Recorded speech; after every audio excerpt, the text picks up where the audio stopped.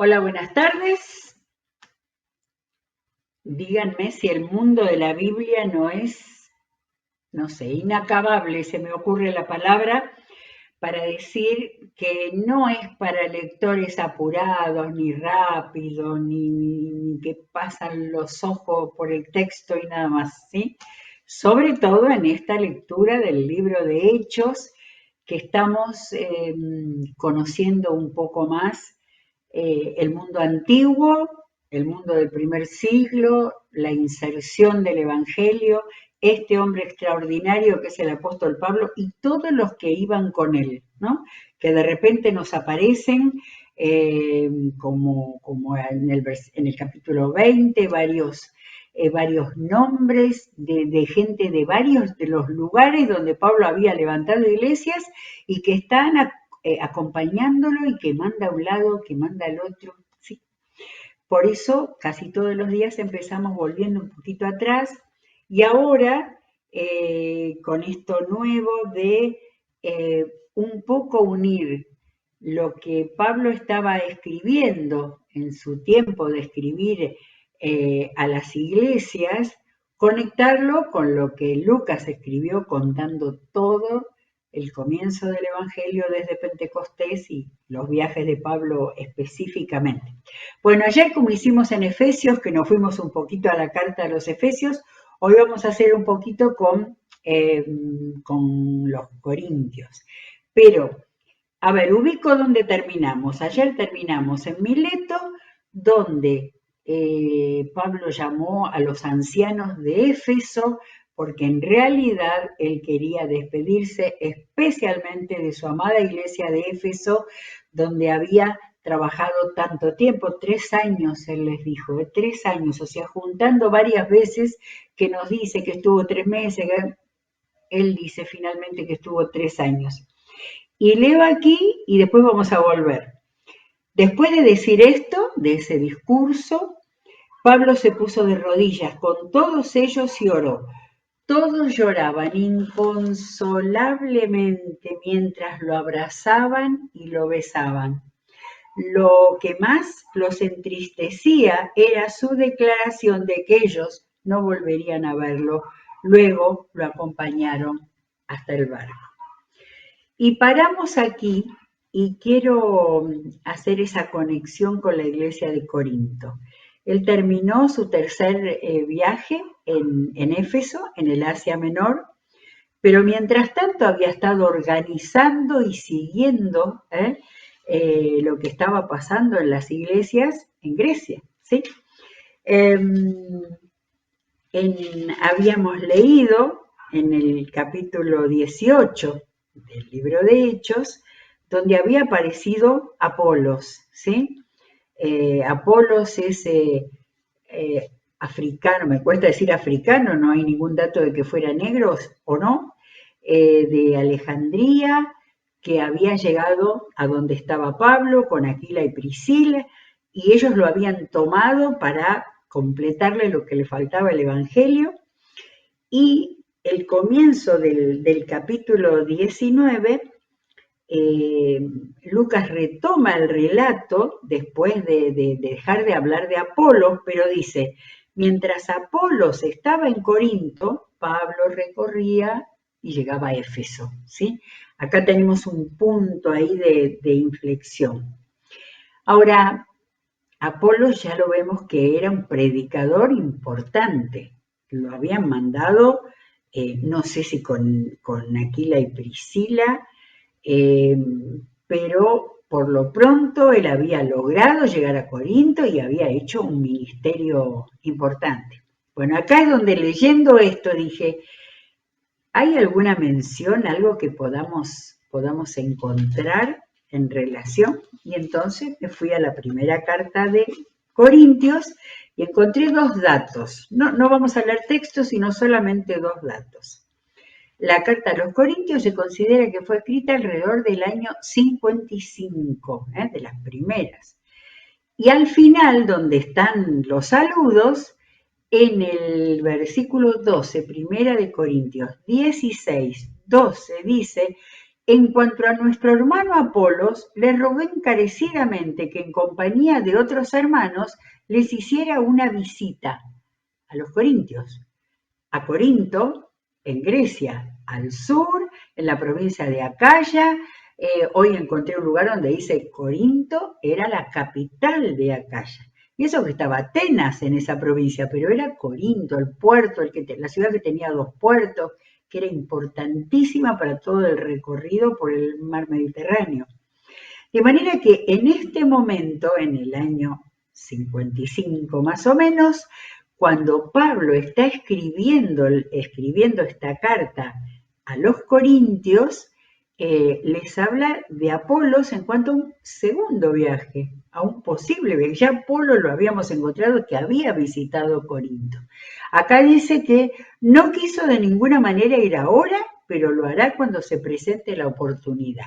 No encontré otro dato de cuando hubiera ido después, pero... Y en los saludos finales encontramos la ubicación de Pablo. Dice, las iglesias de la provincia de Asia les mandan saludos. Era entonces cuando estaba en Éfeso. Y dice, Aquila y Priscila los saludan cordialmente en el Señor, como también la iglesia que se reúne en la casa de ellos. De modo que acá en este momento, cuando Pablo está escribiendo desde Éfeso a los corintios de Europa, de Grecia, les habla de otro viaje posible de Apolos y nos muestra que Aquila y Priscila no se habían ido a Corinto con Apolos, ellos seguían estando en Éfeso, donde los había encontrado Pablo. Bien, esto es una parte de saludos que nos permite ubicar a los personajes. Pero me acordé del primer capítulo, la carta a los Corintios, la primera es dura. Pablo los conoce tanto, había estado tanto con ellos, conocía sus problemas y también había gente que venía y le contaba. No, si la relación en el primer siglo era tremenda, a pesar de todas las dificultades que pudiera haber. Y en esta primera carta, en el versículo 10, que hay mucha enseñanza y mucha ordenación de muchos problemas que había, les suplico, hermanos, en el nombre de nuestro Señor Jesucristo, 1:10, que todos vivan en armonía y que no haya divisiones entre ustedes, sino que se mantengan unidos en un mismo pensar y en un mismo propósito. Digo esto, hermanos míos, porque algunos de la familia de Cloé me han informado que hay rivalidades entre ustedes. Esto no lo habíamos visto cuando recién fue empezado el Evangelio en Corinto. Me refiero a que unos dicen, yo sigo a Pablo, otros afirman, yo a Apolos, otros, yo a Cefas, era Pedro ese, y otros, yo a Cristo. ¿Cómo? Esto está entre signos de admiración. ¿Está dividido Cristo? ¿Acaso Pablo fue crucificado por ustedes o que fueron bautizados en el nombre de Pablo? Y acá dice que bautizó a muy poquitos y sigue en el 17. Pues Cristo no me envió a bautizar, sino a predicar el Evangelio, y eso sin discursos de sabiduría humana, para que la cruz de Cristo no perdiera su eficacia. Me explico. El mensaje de la cruz es una locura para los que se pierden. En cambio, para los que se salvan, es decir, para nosotros, este mensaje es el poder de Dios. No vuelve a mencionar así exactamente este tema de que estaban divididos siguiendo a los líderes. Pero es interesante este dato. El primero era Pablo y después Apolos, de manera que esto nos muestra el trabajo evangelizador y formador que había hecho Apolos en los Corintios. Bueno, estas pequeñas recorridas me parece que nos amplían el mundo del libro que fue el libro de los comienzos, el libro de los hechos, donde comenzaron las iglesias, donde nos va mostrando de qué manera Pablo incidió, estuvo, se fue, se despidió y después siguió. Y también ver cómo unos pocos años después había problemas, pero el apóstol siempre estaba. Todos los años que el Señor le dio, se cree que Pablo fue muerto en el año 68. De manera que todos esos años Pablo estuvo, después de haber fundado las iglesias, mandándoles cartas para que ellos fueran sostenidos y para tratar de enderezar todos los caminos que tanto los judíos perseguidores como las ideologías, las idolatrías que se encontraban en los países, en los lugares donde estaban, el apóstol con sus cartas estaba ordenando. Y hasta el día de hoy, todos los conceptos que están en las cartas del apóstol Pablo, después de Pedro y de Juan, son guías para nuestra vida como cristianos y como iglesias.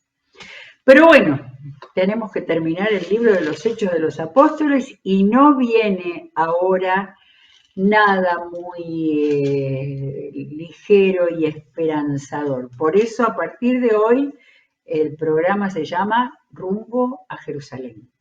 Y acá llegamos al capítulo 21 y vamos a ver el recorrido que tuvo desde que salió de Mileto, donde despidió a los efesios, el camino que hizo rumbo a Jerusalén.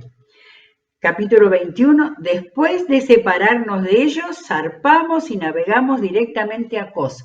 Acá está de nuevo el relator, Lucas está acá. Entonces, salimos de Mileto, ahí tenemos la flechita en Mileto, al sur de Éfeso. Miren que a la gente de Éfeso, a los ancianos, los hizo recorrer hasta Mileto, porque Mileto era un puerto y estaba ahí, como que de ahí iba a partir. Muy bien, al día siguiente, y acá está el recorrido, al día siguiente fuimos a Rodas, y Rodas es una islita, ahí está, y de ahí a Pátara, creo que Pátara me aparece en el mapa, como encontramos un barco, cambio de barco, eso es otra cosa, no era un transatlántico que lo llevaba, no, barquito en barquito. Allí encontramos un barco que iba para Fenicia, subimos a bordo y zarpamos. Después de avistar Chipre, y ya miren todo lo que viajamos hasta la isla de Chipre, la número 9, ahí está, avistar Chipre, no dice, ya había sido evangelizada Chipre. Y de pasar al sur de la isla, navegamos hacia Siria y llegamos hasta Tiro. Y eso es Fenicia. Tiro y Sidón eran las dos ciudades más importantes de Fenicia. Entonces dice que llegaron a Tiro, donde el barco tenía que descargar. Cambio de barco. Allí quedamos, pero él se quedó ahí. Acá había iglesias o fundó iglesias. Encontramos a los discípulos y quedamos con ellos 7 días. Donde podía, y si daba la situación, se quedaba varios días hablando y ya sabemos, día y noche. Allí encontramos a los discípulos y nos quedamos con ellos 7 días. Ellos, por medio del Espíritu, todo este tiempo fue guiado por el Espíritu. Ellos, los discípulos, por medio del Espíritu, exhortaron a Pablo a que no subiera a Jerusalén. Pero al cabo de algunos días partimos y continuamos nuestro viaje. Todos los discípulos, incluso las mujeres y los niños, nos acompañaron hasta las afueras de la ciudad y allí en la playa nos arrodillamos y oramos. O sea que Pablo había orado de rodillas con la gente de Éfeso en Mileto. Hoy Turquía. Cada vez que hablo de Turquía digo, ¿cómo puede ser que en Turquía sean la gran mayoría musulmanes y las iglesias pequeñas cristianas tengan que estar luchando cuando ese campo había sido todo sembrado con el Evangelio? Y acá, en Tiro, en la región ya del Asia Menor, encontramos que de nuevo se arrodillaron y oramos. Luego de despedirnos, subimos a bordo y ellos regresaron a sus hogares. Nosotros continuamos nuestro viaje en barco desde Tiro, nuevo barco, y arribamos a Tolemaida. Ahí abajito nomás está Tolemaida. Debía ser el segundo puerto, Tolemaida. Y donde saludamos a los hermanos y nos quedamos con ellos un día. Al día siguiente salimos y llegamos a Cesarea, más al sur. Era en Cesarea donde habíamos visto a Pedro, ¿no? Y nos hospedamos en la casa de Felipe el Evangelista. Este Felipe que había recorrido toda esa zona, que había ido, que el Señor lo mandó a hablar con el etíope eunuco. En casa de Felipe el Evangelista, que era uno de los 7. Este tenía 4 hijas solteras que profetizaban. A veces tenemos pocas noticias de la familia, de los predicadores, de los obreros del Señor. Llevábamos allí varios días cuando bajó de Judea un profeta llamado Ágabo. Este Ágabo, el que antes, varios capítulos atrás, había profetizado el hambre en Jerusalén y por eso se había empezado a juntar alimentos en todas las iglesias. Ágabo vino a vernos y tomando el cinturón de Pablo, como los profetas del Antiguo Testamento, se ató con él de pies y manos y dijo: así dice el Espíritu Santo, de esta manera atarán los judíos de Jerusalén al dueño de este cinturón y lo entregarán en manos de los gentiles. Al oír eso, nosotros y los de aquel lugar le rogamos a Pablo que no subiera a Jerusalén. Este era Lucas el que dice: nosotros, los que estábamos con él y los hermanos del lugar, le rogamos que no subiera a Jerusalén. ¿Por qué lloran?, respondió Pablo, me parten el alma. Por el nombre del Señor Jesús estoy dispuesto no solo a ser atado, sino también a morir en Jerusalén.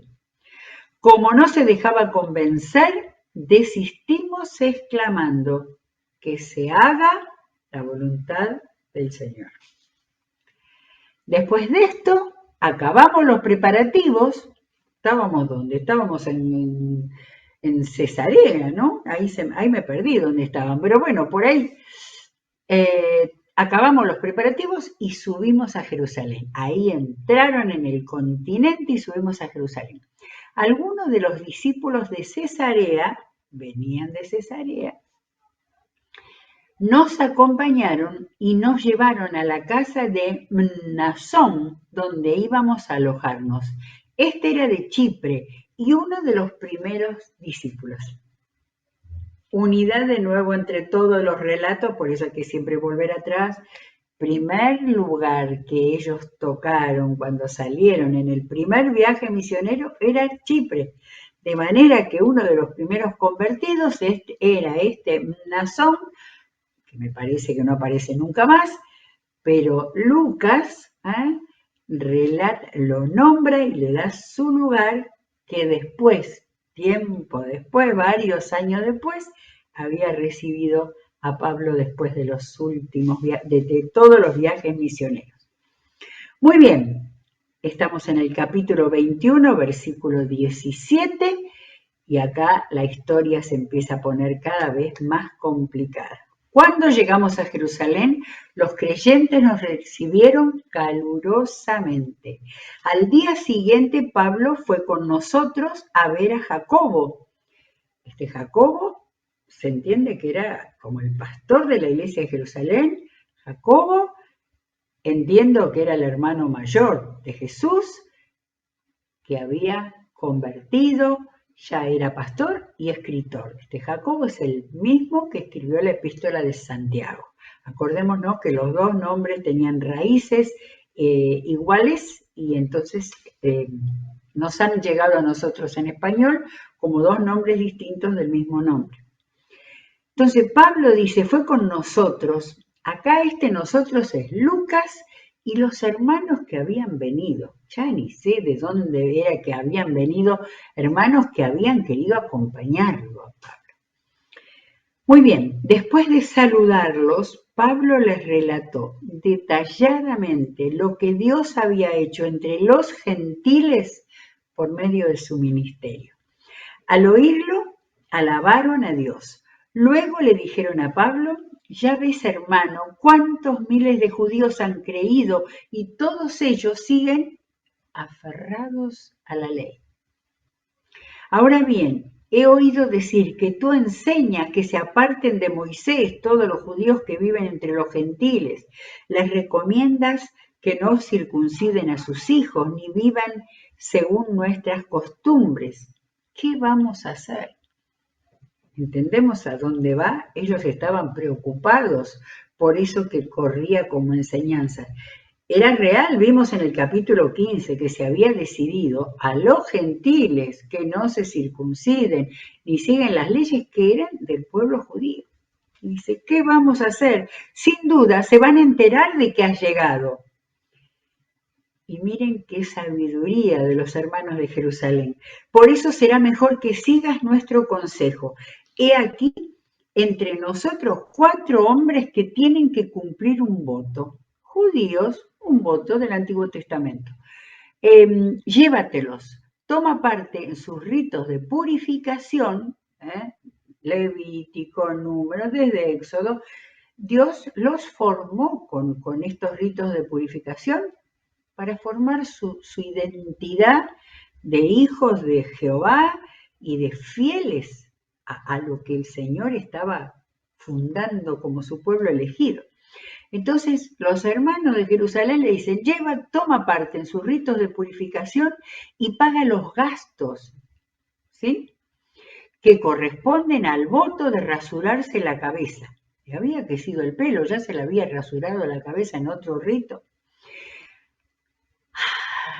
Así sabrán que no son ciertos esos informes acerca de ti, sino que tú también vives en obediencia a la ley. ¿Se entiende esto?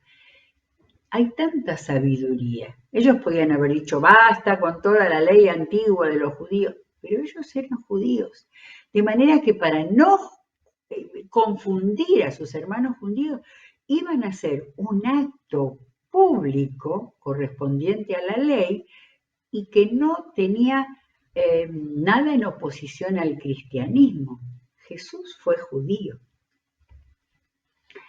En cuanto a los creyentes gentiles, ya les hemos comunicado por escrito nuestra decisión de que se abstengan de lo sacrificado a los ídolos, de sangre y de la carne de animales estrangulados y de la inmoralidad sexual.